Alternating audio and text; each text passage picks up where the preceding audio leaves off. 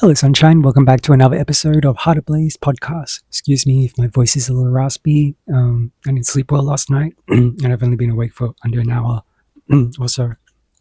Ooh, that's a little something.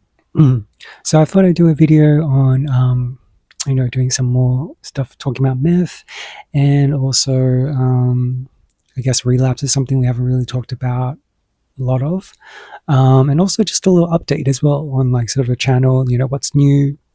So recently I've been really productive, which was great.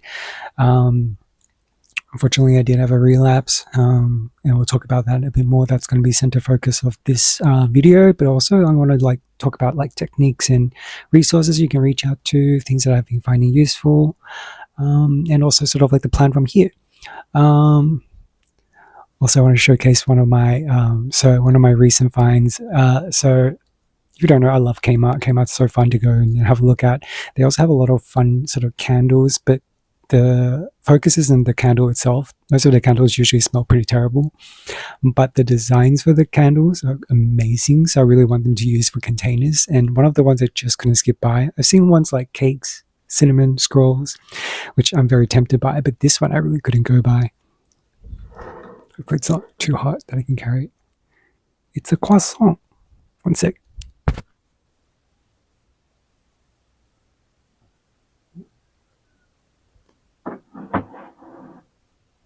And that's the top of it. That was the top of it, I mean. Sorry, yeah, my mic on. But yeah, so that kind of smells pretty bad. It's like very, very ridiculously sweet, but also kind of smells really thick and heavy. Nothing that I really want in my room, to be honest, as much as I like sort of some sweet kind of fragrances. This candle just does not smell that great. But I want to use it for like either trinkets or maybe like candy jar or something like that in my room. But yeah, the other big update is I finally got my Meta AI glasses, the Ray-Ban ones that I ordered.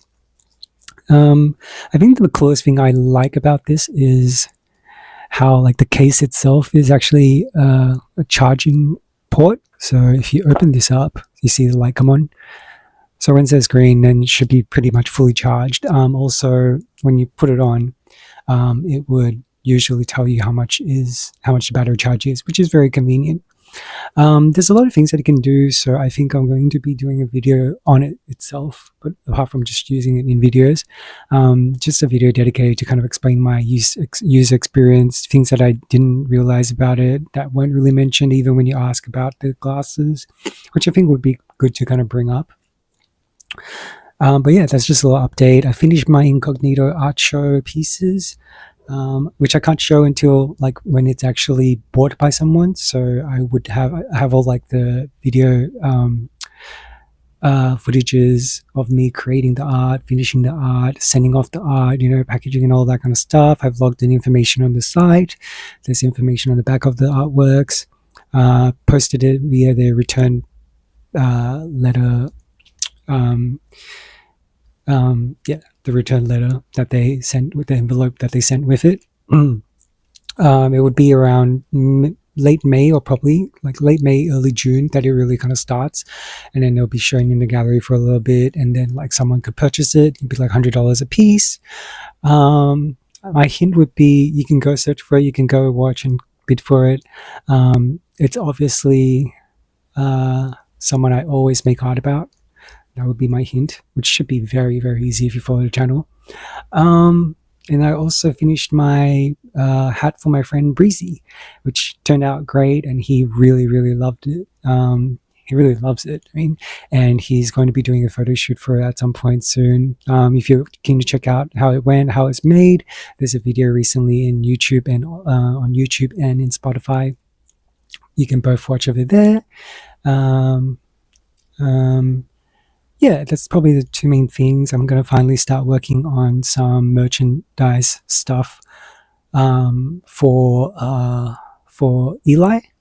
Oh yeah, I should probably update. Originally, today's video was meant to be, I was meant to film a video with Eli, but he is unfortunately experiencing some stuff that's making him have really bad sleep. So he's like pretty tired, and there's like, he has to prep for surgery and stuff. So there's a lot going on for him. So we decided to postpone most of our filming ideas all the way through to in 2 months, when he's actually pretty much done the surgery and will be back to normal, and or at least on the up and up. Yeah, he just needs a lot more rest. So, which is great that he was going to like he offered to like do this topic about addiction with me. Given that we both got experience, and he's just, amazing guy and has a lot of experience and very resilient. And, it would just be good. I thought it would be good to also get his like approach on it, and his just like some of his like techniques, or like what kind of stuff he did to counter. But for now, we'll just work on things by ourselves. So yeah, today's focus is probably talking about relapsing. I guess like I'll focus on my experience, and then we'll kind of go into sort of what resources you can use, how it's helped me, what works and what doesn't. So I've been using it for probably about more than a year and a half now. And I use it pretty frequently, building up to like the climactic moments of it, like I guess like the climatic phase. And I think my body's just also most sensitive, so I never had to use a lot to be like really, really like over the top in feeling it and feeling the calm down in a negative way. But I think when you use it so frequently, it's like such frequent amount, even if you're not using a lot, it really takes a toll on your body, and that's kind of the main issue here. But yeah, so when I find my triggers are when I see too many thirst traps, let's be honest. I do get a little bit sexually aroused. And then that kind of sends me into sort of like a thought process. And then I think once I start thinking about that feeling, this is the worst part, because when the feeling hits me, I kind of get this like phantom craving, and it's so strong that like it's like I remember it. So because I feel like I'm a very sort of like a touch sense, and very like I remember feelings very, very accurately. And I think that doesn't help in this situation, because when I start feeling that feeling and start kind of going to that craving sort of thought process, I can almost feel like I'm already like there, already hitting that point and getting a bit of a high, which usually then makes it really stuck, and then like very quickly advances to me wanting to get back into it, which is not good. That kind of defeats the whole process. And then like the thought process usually goes so quickly that it makes it very hard for a lot of techniques to work for me.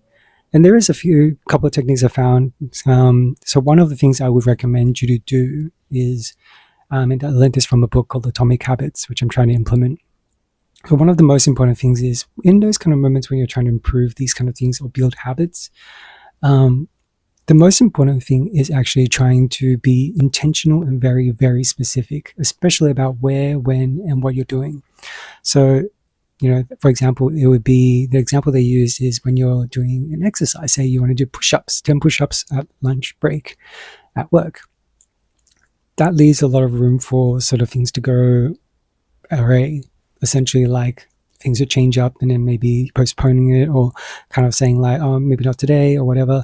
But if you were more specific, say, I'm going to do it by the side of my desk, I'm going to do 10 push-ups, I'm going to do it at this exact time, as soon as like the laptop's off or something like that. Be very specific about identifying everything you can think of, so that you follow a very, very specific regime. Yeah. So that's what I've been trying to do. Let's talk about some of the things I've done before earlier on stage, which has its pros and cons for me. So earlier stage, the first thing I did was, one time I got very, very sick. So it also took a toll on me mentally. And so when I got admitted, they were checking on me, but then they also had a sort of a checkup service where they call you after you've been discharged from the hospital. So I went home, and they called on me to check after a few days to make sure how I was going, see if I needed anything else, and also get me to come back in and have an in-person checkup, which is very, very good, considering all this is like free. So very, very good healthcare in that sense in Australia. And so then I came in and I had a chat with it was the psychologist, along with a staff from O'Brien Centre. And if you don't know, O'Brien Centre often deals with sort of substance use and all that kind of stuff. And so her name, I won't disclose here just for personal privacy, but she was, let's just call her Jay. And so she was an absolutely lovely lady, very, very helpful, made me feel very welcome and very, very safe all the time. And so the main thing that happened there was, one thing that I learned that I think a lot of people probably don't even know is because like rehab or something like that is often it's something people are scared of because they feel like they're going to be pulled away from their home, they're going to be away for a while. Whilst that is kind of true and it's like very abundant in pop culture and like kind of how it sounds like it would be, they actually do have like the service which is like basically out of facility kind of rehab where they kind of deal with you on a scheduled basis, which was, like because I didn't want to lose my apartment, I had to pay for my apartment at the time, and I was still trying to work consistently and trying to find work, all that kind of stuff. I was trying to keep like my life kind of somewhat, I guess, tethered to its original state, which I think was kind of my first mistake in a sense, because you kind of have to deal with that before you want to like, you have to really face the problem head on. Anyway, so Jay, essentially her job was to kind of start with getting to know you, know where your problem is, how bad the problem is, all that kind of stuff. Then we kind of start from sort of like one road and we split paths trying to find different things that work, different options. And then from that option, we kind of try to find more options, narrowing it down towards like the most effective techniques. And if you just wanted to like go in, drop in, there's also, I forget what it's called, but I'll list it down below. It's basically, I think, downstairs of the center, and you can go speak with someone directly, or you can just go and sit there for a while, which are all things that I kind of ended up not doing at the time because I think I was just so far in isolation mode and kind of also like still using it pretty heavily. And then the other one, because I was working, I couldn't do it. I think it's called ATC or something. I'll list it down below again. That one's more like one-on-one service with like really specialized techniques and sort of counter techniques and such for dealing with it and how to manage work and all that. But you would have to be there like almost like every day, I think for the whole week. And that was the reason why I couldn't make it, because I was working so much that it just made it like they wouldn't book you in for that unless you can actually make more than like 2 sessions a week. Which I think about it, if I just worked like part-time or something at the time, probably would have been a lot more efficient. I think my head was just like in a weird sort of like a stubborn headspace. And part of me, as much as I don't want to admit it, I probably thought like I was stronger than that, better at managing that. So that was a bad idea. What else? Yeah, so some of the things that Jay offered was, you could also have therapy sessions, which often helps because a lot of this starts with like sort of trauma or like trauma, and also just some I don't know, like relationship issues or whatnot, stuff that therapy could really help with, and that usually kind of helps with resolving usage. Try to think what else.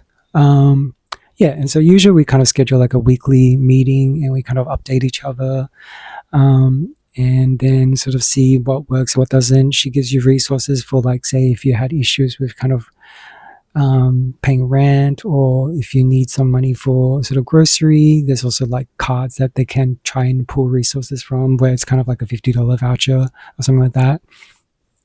And she would help you sort out sort of like life admin stuff in general as well.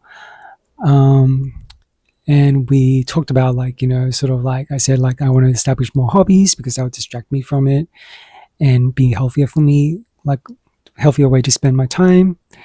And she would offer me like resources, like where provides free sort of, say, for example, if I want to do pottery, there's places that did like skill centers that provided classes for free.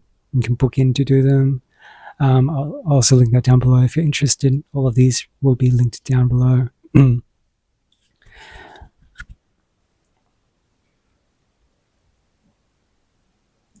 Another thing that she provided, which I thought was very, very helpful, was I forgot was it called? I think peer workers.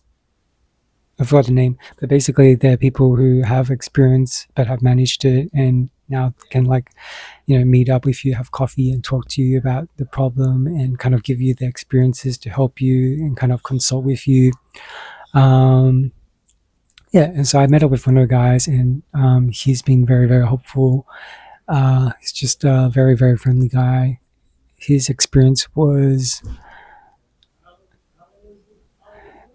he worked in I think the ambulance, and he used to have like a drinking issue, and that was like really tearing down his life. And he managed to deal with it. I think he was having depression or something as well. Um, so yeah, tough circumstance, but like so it was interesting because like you kind of see from a different person's perspective of a different substance, but kind of how he dealt with it, what kind of like options there were. So I think the pattern that I had at the time was I basically would have my meetings, have some therapy sessions. Therapy session was good, but it was very hard to organize because they only had one therapist pretty much for the whole center at a time until like another one comes in. They kind of swap each other out. And I often couldn't like schedule a timing that worked. And so I think I had like maybe 2 sessions over a pretty long period of time. So it's very hard to kind of even get into anything. It was probably the most we did was talk about my sort of upbringing, update like my story, kind of to like the point of her understanding what's going on. And then that was about it. We never really got into like the deeper stuff to kind of actually make therapy start working, if you get what I mean. Yeah, and so at the time I was also dealing with financial issues. Then I had like sort of rent issues, also like having issues with whether I can keep my place or not. So there was a lot going on. I was still trying to find work, but then also struggling to balance things. So I think the stress of it all, and also I think like with the use of it, it kind of really, really broke down my stress tolerance level. So I think every time something really stressed me out, it was something that easily turned me towards a craving and then follow suit with the rest. Which is really like sad, to be honest. Not to judge anyone else who does that, but I just mean that like, it could have been dealt with a lot better. I probably should have like tried a little bit more. Not that I wasn't trying, but I feel like at the time I was still really into using it as well as wanting to get out of it, if you get what I mean. So I think like a lot of times I would have my meetings, I would go back, I would try for a little bit, and then like a couple of days later, I'll be like, sort of like a really height of the mood of like doing everything really well, things are going well, something might hit me, or the craving might hit me out of nowhere, and then I'd struggle to kind of deal with that, and then kind of fall back into sort of that, and I isolate myself. She was nice enough to bring me some medication as well. Right, and I walked over to my place to deliver when I was feeling unwell. So I often would be like, if I get high, then I would like isolate for a couple of days with like no one like reaching me or talking to no one, which was really, really extremely unhealthy. Getting my head a lot and all that kind of stuff. I should mention the medication I was on. One was because like when things got really, really bad, I eventually developed depression, which I'm all good now because I've weaned myself off the medication because I was feeling like my body was starting to rely on it too. Well, my mind was starting to rely on it too much. I was thinking that without it, I would be not happy, and without it, I couldn't function properly or at 100%, which wasn't true. And eventually, I got off it, and my mindset kind of cleared itself up, and I think I'm a lot healthier that way.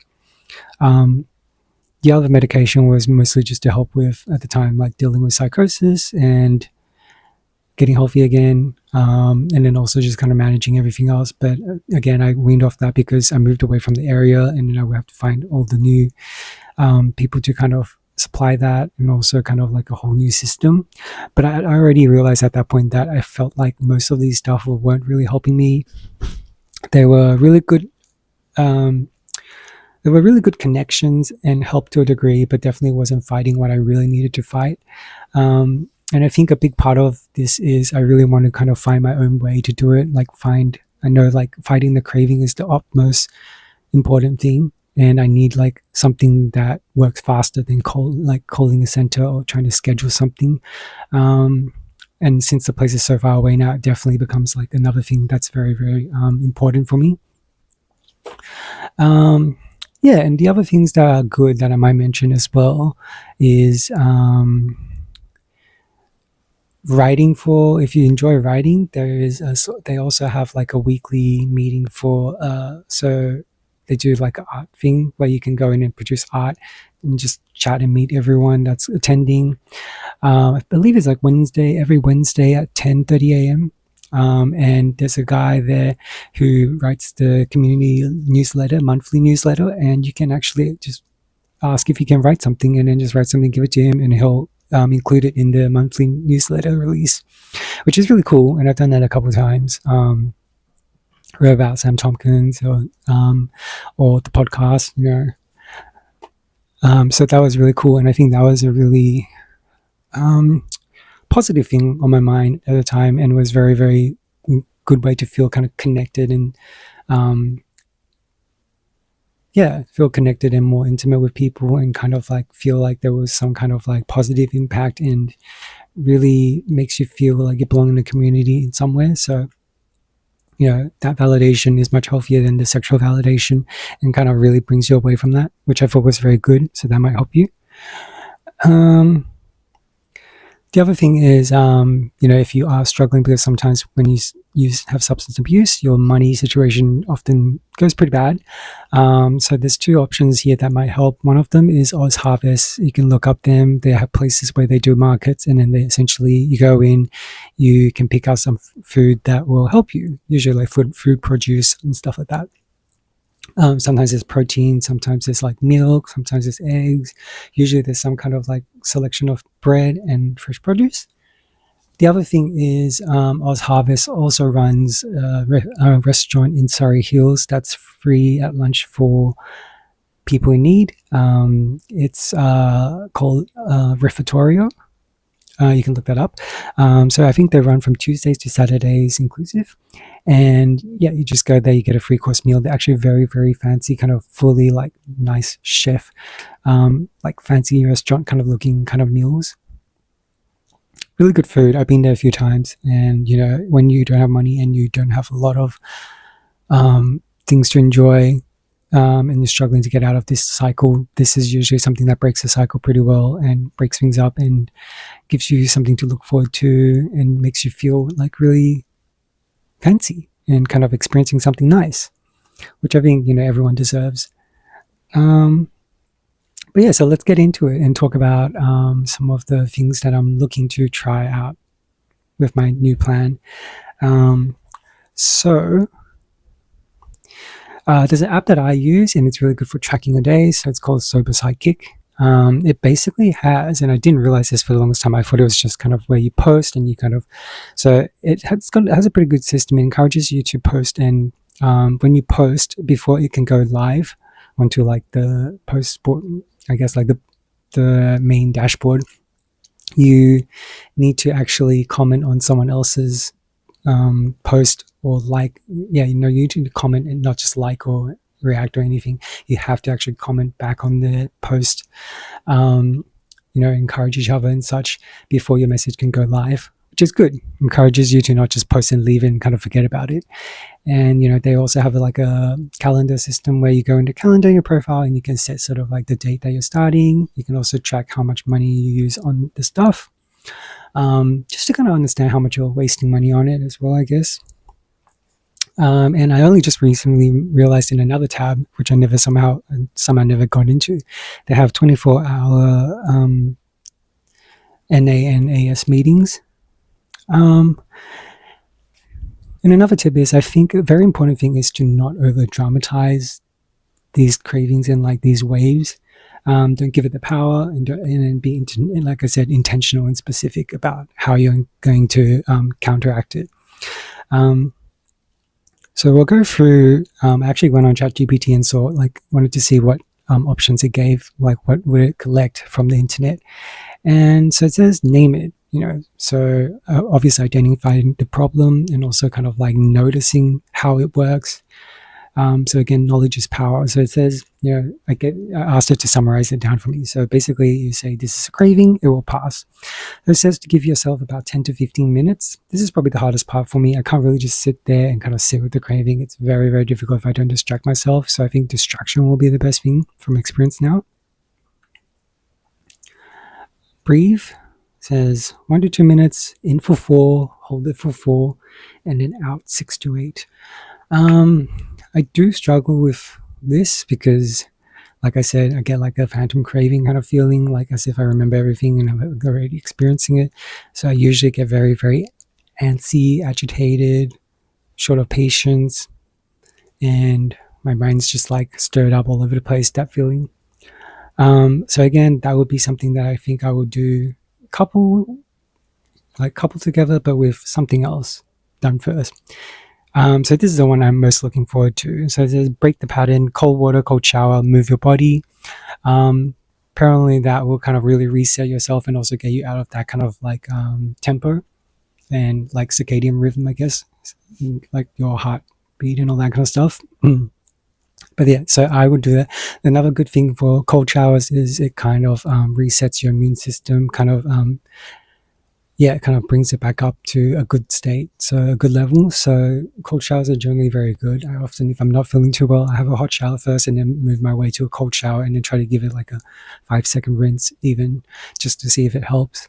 And usually it does. Makes you feel way more refreshed. So that's definitely something I'm going to try. So the other thing is just delay. It's basically what they call ride the wave, like the craving wave, and try to like wait it out. I think this is the other one that would really work for me that I'm going to do as well. It says leave a space or whatever I am in. I think at home is usually not the best because if I'm in bed and I'm not doing anything, it's very easy to like go into like want to get some and use it. So I would probably leave the place. Definitely want to be like around people in a communal area, public area. Something like even just go sit at McDonald's, get a soft serve and sit there for a bit and try to distract myself for a good 10 minutes or something. I think that will be really good. I think another thing is definitely connecting with your friends and give them a call. Don't be shy to call them. Most people will probably respond. If one friend doesn't, you can always try another friend, or just start writing about it and sending it to a friend and just say that, you're experiencing that right now and you need a distraction. And I think the main idea is getting through the first bulk of like a certain amount of days, depending on each person's tolerance level, is kind of where it's at. And once you get past that threshold, it then becomes easier and easier because you already dealt with it before and you can like convince yourself. You'd be amazed what your mind can do. So I think that's an important thing. So those are probably the 3 main points I do. And then the other things like breathing and stuff that just kind of comes along with it. There's a few other things that I wrote down myself that I can try.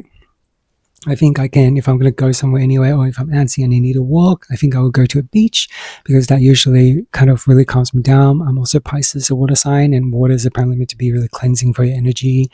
And, I went to the beach last time for a video, and right after that, I didn't expect like how relaxed I was afterwards. Like I never slept that well after that. I think buying a snack, I often eat like snacks and stuff and just eat because I'm bored or because I'm trying to distract myself. And that's usually really helpful. So I can't believe I haven't tried that yet.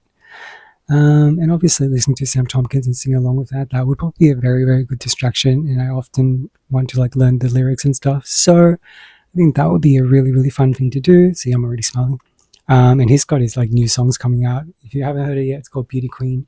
Super awesome song. There's only like a small loop of it on YouTube at the moment and his Instagram, but check it out anyway. You'll probably find yourself looping it. The other one's just, sit in a public location until the wave settles, which we've mentioned before. And I think another thing is to, when you're messaging friends, just kind of run your head through every single friend that you've connected with, you've, managed to make in your life, gratitude for them, your promises to them. Recall all these important moments.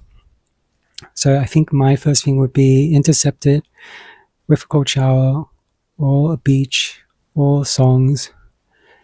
Maybe reach out to someone for a quick catch up just to completely set myself away from that. basically, I think the main thing happening here, if we break it down, is we're trying to establish a new neurological link, which is takes a bit of time to do that, but also like replacing that moment of like a dopamine hit with a different kind of dopamine. Maybe it won't be as strong because it's more healthy and a natural version of it, instead of a chemically induced one. But your body will eventually and your mind will eventually get used to the proper way of things again, and remembering how good that feels and how less, and antsy and anxiety inducing, all that kind of stuff that you'll be feeling while leading up to actual usage. So yeah, we're starting this again. Yeah, and I was a little disappointed because I had like a couple goals like that I was setting for sort of milestones in terms of like, say, not missing anything. Like there's certain things I didn't want to miss, like some scheduled updates.